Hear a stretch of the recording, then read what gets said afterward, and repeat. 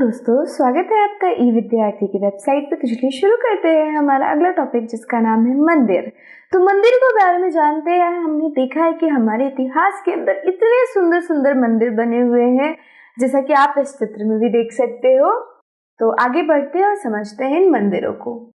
मंदिरों में विष्णु, शिव तथा दुर्गा जैसी देवी देवताओं की पूजा पाठ होती है। हम सभी को पता है कि अलग अलग मंदिरों में अलग अलग भगवान का पूजा होता है। अगर कोई मंदिर विष्णु के लिए बना है तो विष्णु की पूजा होगी, शिव के लिए बना है तो शिव की, और अगर दुर्गा के लिए बना है तो दुर्गा की पूजा होगी।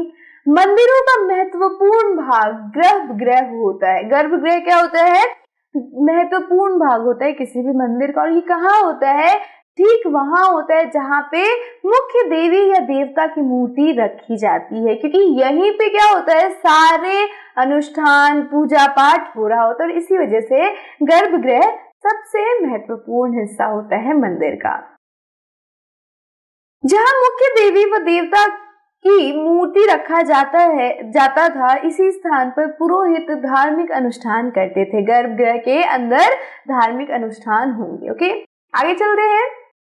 शिखर, गर्भगृह के ऊपर काफी ऊंचाई तक गया यह निर्माण। तो आपने देखा होगा इस कदर कुछ एक ऊंचा सा निर्माण होता है, एक ऊंची सी बनावट होती है, जिसको हम शिखर के नाम से जानते हैं। कई बार अगर आप देखोगे तो ये तो बहुत पुरानी हमारे पास पिक्चर है।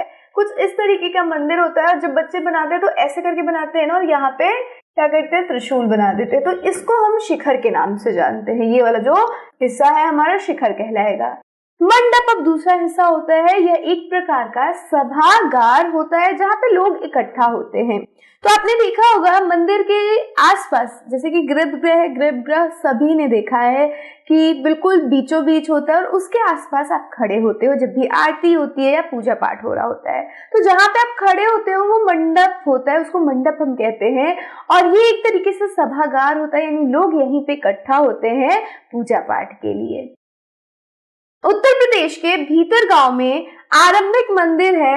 यह लगभग 1500 साल पहले पक्की ईंटों और पत्थरों से बनाया गया। ये जो आपका मंदिर है, इसका निर्माण आज से 1500 साल पहले किया गया था। और ये कहाँ स्थित है? उत्तर प्रदेश के भीतर गांव के अंदर। और इसके अंदर किस किस चीजों का इस्तेमाल हुआ है?